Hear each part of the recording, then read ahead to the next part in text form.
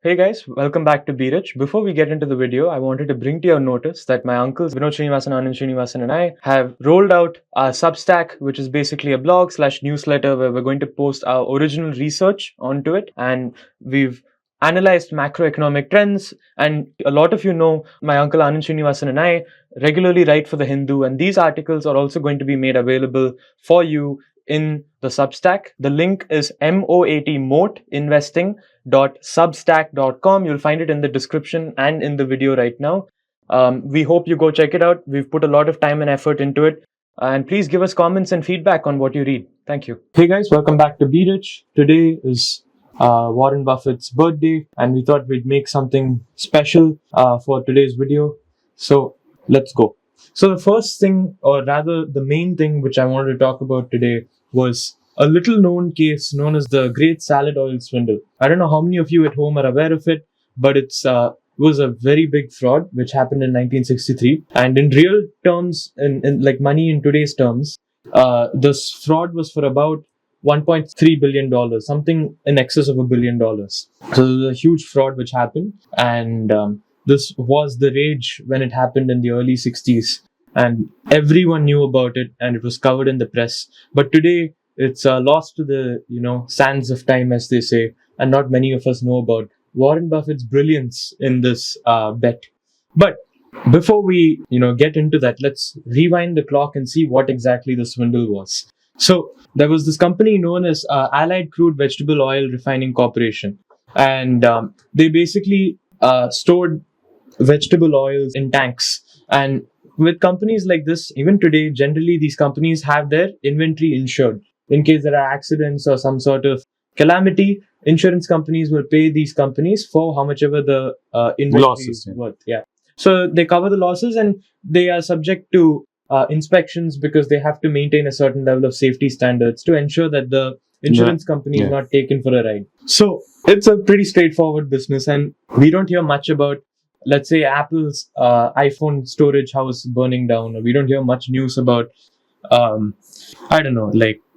even take car warehouses burning down overnight. We don't hear news like this because generally these sort of events are far and few between. So we don't really see much of this. So it's a good business for companies like American Express and other insurance companies to underwrite these inventories.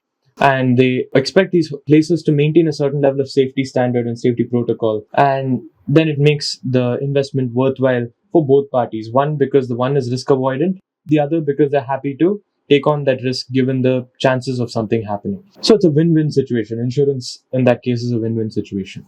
So American Express took on such a bet, and none of us would have guessed that a vegetable oil company was going to swindle us. But that's exactly what was happening. And how were they swindling? Well, it's actually quite interesting. So they had these huge tanks of oil, and the inspector would inspect the tanks by opening the lid and looking at the top layer. And of course, the oil would be on top. But what the inspector didn't know was that they had actually systematically engineered the tanks to show the oil on top while basically contracting or concentrating the oil into one small, narrow place around the opening. And everything else was seawater, which is actually a crime. You're not supposed to defraud. You're defrauding the person who's insured your inventory. Who's underwriting? Yeah, who's underwriting it. So this is what happened.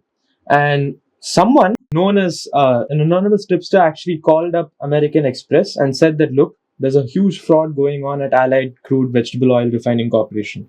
And a whistleblower. And this corporation was the one of the largest warehousing subsidiaries, which American Express was actually covering at the time. So the American Express actually covered about millions of dollars worth of Allied soybean oil inventory. So given that these tanks were, engineered in a way to basically show oil at top, but seawater below, and given that oil floats on seawater, right? Oil is immiscible with water. So this happened. And the insurance provider's inspector just saw that the oil was there, and he left and he gave the contract and went away. So after the whistleblowing occurred, American Express inspected the facility, and lo and behold, they found that there was actually seawater. Like 90% of it was seawater. So American Express technically could have fought in court and said that, look, I'm not going to insure this inventory. But because these guys were warehousing, they had to supply this oil to other people who are actually consuming this oil. So other companies which are processing it further or packaging it, these companies were also covered under this insurance. So the insurance company basically guaranteed that these oil containers would be delivered to them.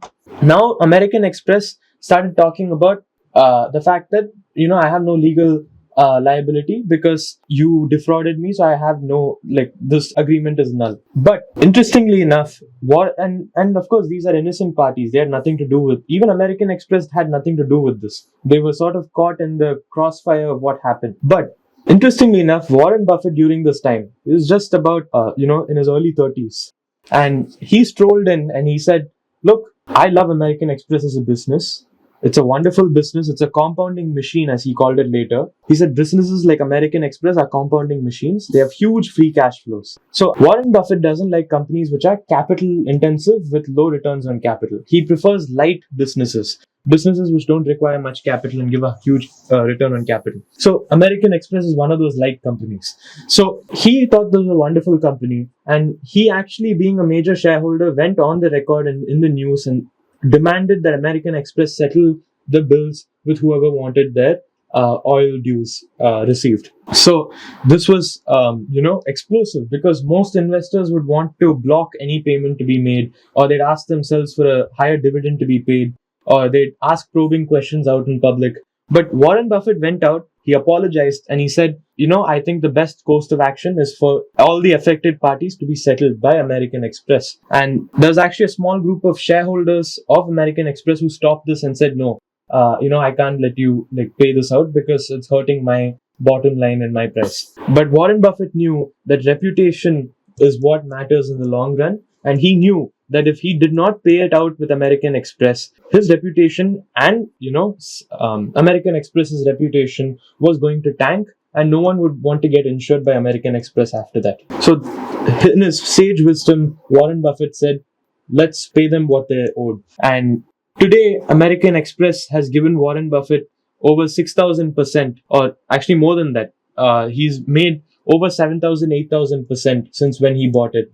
And Warren Buffett really did know what was up, and he really did a wonderful job with American Express, and he had the foresight to let go of penny pinching when he had to.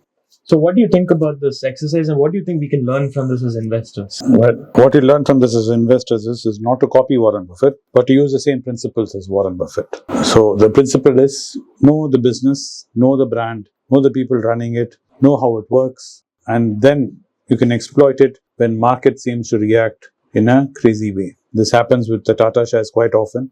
When the sad attacks of Mumbai happened, investors got scared of Indian hotels, threw everything out. And me and my brother were picking it up, all the while knowing it's backed by Tatas. And if you know the Tata group and the Tata's ethics and the way they are, you don't have to worry. And you can see display of their ethics, the way Tata Docomo failed and the way they paid the Japanese Docomo company without any questions asked. Anand has spoken about this many times. So this is very true. And even when the Tata Motors shares were tanking at one point, everyone was asking, why should we buy? They're going to go belly up. But if you know that they own Jamshedpur, they own half of Pune and Bombay, then there's nothing to worry about per se. Yes, all businesses go through cycles, and if you have faith in it and you wait long enough, returns will come as long as the management is sound and the business practices are sound. And that's what you should look at as an investor. I had put up a post about this in Instagram about being more than a shareholder and being a stakeholder. And there's a lovely movie by Danny DeVito about this, which I suggest you guys go see it. I think it's called Other People's Money. So it's an old movie. It's really interesting, and I suggest you see it.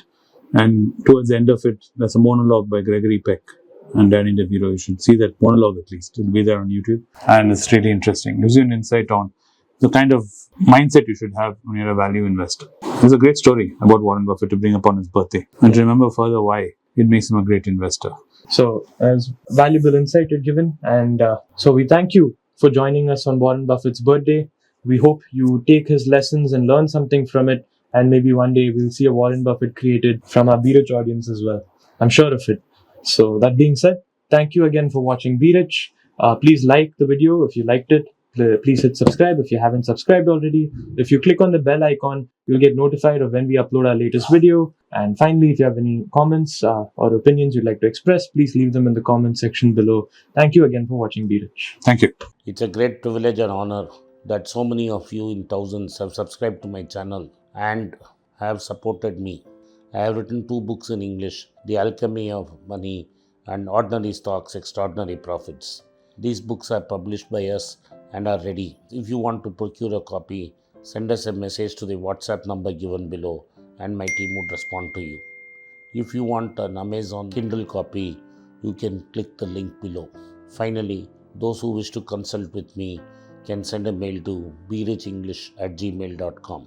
Once again, I thank you for your support. If you like this video, press the subscribe button of my channel, hit the like button and turn on the bell notification.